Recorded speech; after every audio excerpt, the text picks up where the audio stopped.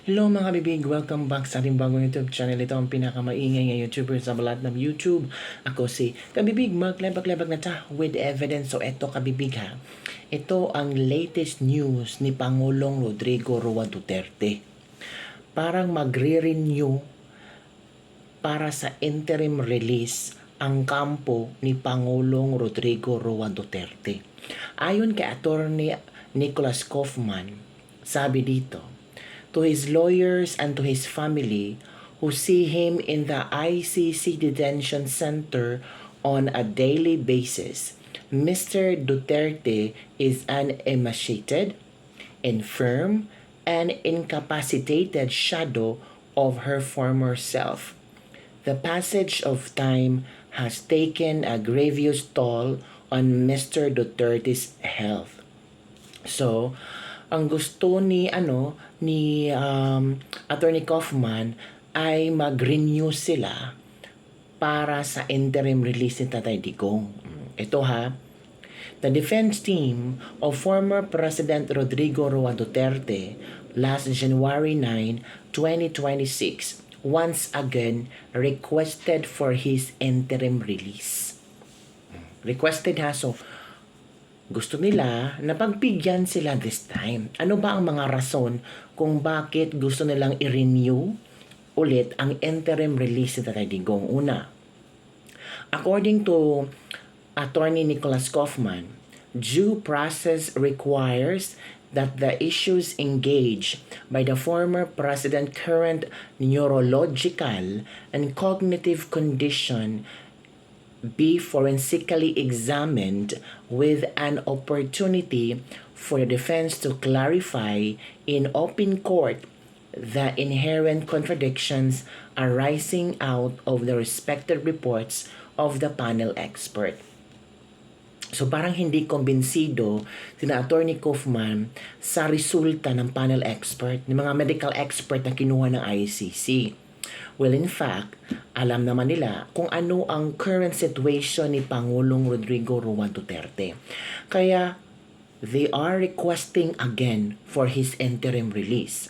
Sunod, on the alleged risk factors attributed to PRRD, the defense highlighted the following cognitive deficiencies of the former president to prove the latter's deteriorated condition. Una, regarding risk of flight, ito na ha, the defense said PRRD lacks the capacities of executive functioning, sustained planning capacity, rapid decision making, physical stamina, and the ability to evade supervision. Kasi ito yung palaging sinasabi nila ni Conte na delikado daw ang mga witnesses, baka balikan sila ni Duterte kung makakauwi sa Pilipinas, kung ibibigay ang interim release. Pero according to Attorney Kaufman, hindi na kaya ni Digong. Lack the capacities of executive functioning. Sustained planning capacity, wala na si Digong dyan. Rapid decision making, yung instant, itong gawin nyo, wala na si Digong ganyan. Physical stamina, hindi na malakas si Digong.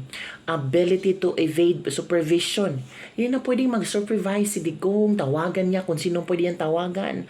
Wala na pakialam si Digong dyan. Ang gusto ni Digong makauwi sa Davao, makakain ng bulad, makahigop ng sabaw ng munggo, makakain ng either mais na lahat. Yung parang retiree siya ba na nag-enjoy sa buhay, tawanan, kasama ang pamilya. Sunod, regarding the threat to witnesses and to the integrity of investigation, the defense said former President Rodrigo Roa Duterte lacks the capacities of sustained attention. Tingnan nyo, wala na kakayahan si Digong sa attention sa span of time, yung hindi niya, parang wala na siyang pakialam, parang nakakalimutan niya ang mga events, nakakalimutan niya posible mga pangalan ng tao, at kung sino pa.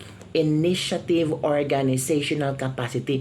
Hindi na siya marunong mag-organize na kanyang thoughts, ng mga events, ng mga nangyayari, and the ability to coordinate intermediaries. Ito pa. Regarding the potential for continued offending, the defense said former President Rodrigo Roa Duterte has impaired executive functioning, lacks sustained attention, and the corresponding ability to plan and to sequence his daily activity would negate his ability to oversee complex chains of command. Yun mga kabibig. So, wala na talaga kabibig. Si Pang Duterte, parang yung mga lolo at lola natin ba, yung parang, gusto lang mag-enjoy sa buhay, makita yung mga apo, yung mga anak, kakain sa pagkainan, pag-usapan kung ano yung mga light stories, yung mga ganun kabibig. Yung parang, hinihintay kung anong oras mag-umaga, iinom ng kape, tawanan sa mga chikiting, yun ganun. Pero iba ang atake ng ICC. Ito na. Decision on request for leave to appeal decision. Agad-agad. Ang ICC agad-agad nag-reply.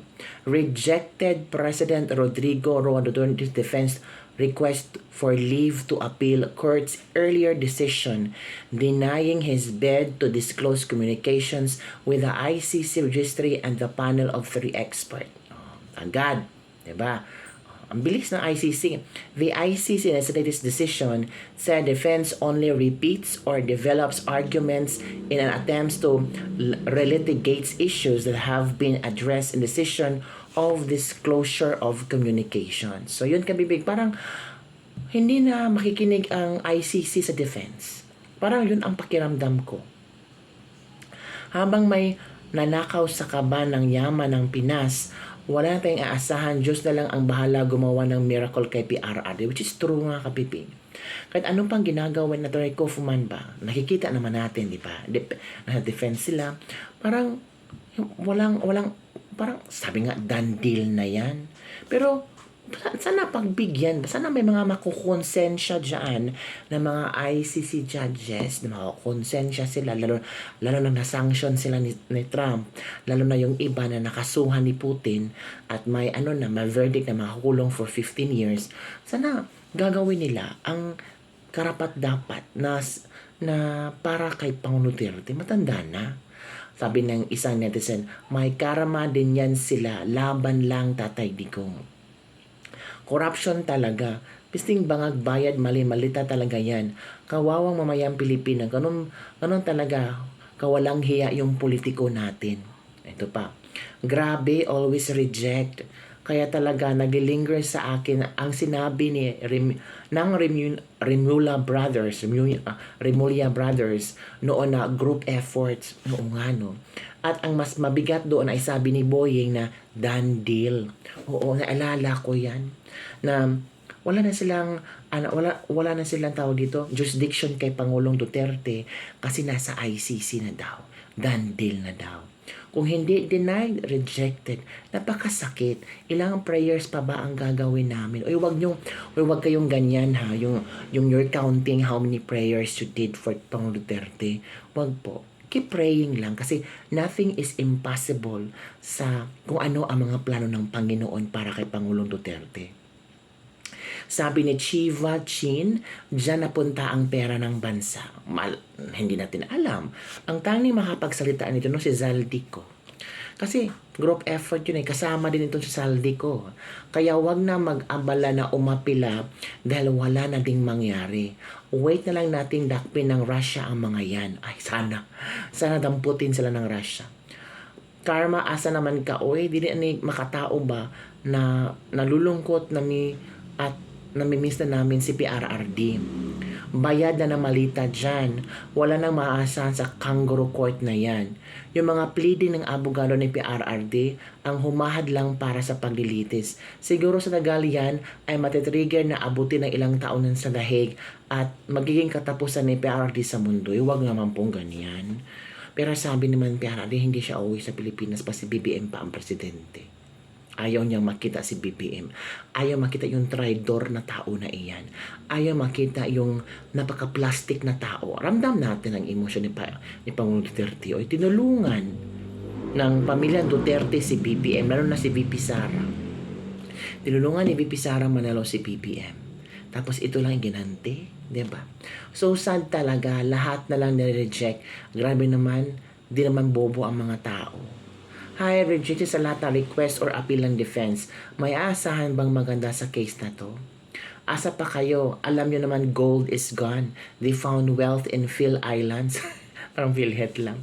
Dapat siya ay paprotektahan ng kababayan pero dapat siya ang nagpoprotekta sa mga kababayan natin, si BBM to. Pero siya ang nagpapakulong sa matanda.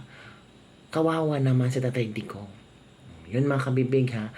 So, hindi pa natin alam kung ano ang update tungkol sa renewed interim release ni Pangulong Duterte, kung pagbibigyan ba ito ng ICC. Kasi so far, ang dami na rejected eh. Pero, ang sakit kabibig, no? Marinig mo ng ICC, parang reject. Parang nakikita natin ba na gusto nilang parusahan at makulong si Pangulong Duterte. Diba sabi ni Conte na 30 years na posibleng makulong si Tatay Digong doon sa ICC. Ang sakit namang isipin. Yung Pangulong Duterte natin na umalis sa kanyang posisyon bilang presidente ay may 80% trust rating galing sa mga Pilipino. Take note on that. Si BBM, pangatlong taon sa kanyang pagka-presidente, nag-negative na. Diba? So it means talagang mahal na maraming Pilipino si Pangulong Duterte. Ay naku kabibig. Ano ang iyong reaction dito mga kabibig? Don't forget to like, subscribe, and share this video. Until now ba, you're still praying for Pangulong Duterte? Ako, nagpipray ako kay Pangulong Duterte na sana matanda na siya. Bilang Pinoy, at alam naman natin kung grabe ka, solid ang foundation ng isang family sa Pilipinas, na sana makauwi siya at makasama niya ang kanyang pamilya sa mga huling sandali niya sa buhay. At least yan na lang ang ibibigay na consolation prize ng ating Panginoon para kay Pangulong Duterte sa kanyang nagawang maganda sa Pilipinas. Lang kabibig, don't forget to like, subscribe, and share this video. Bye everyone, see you next time.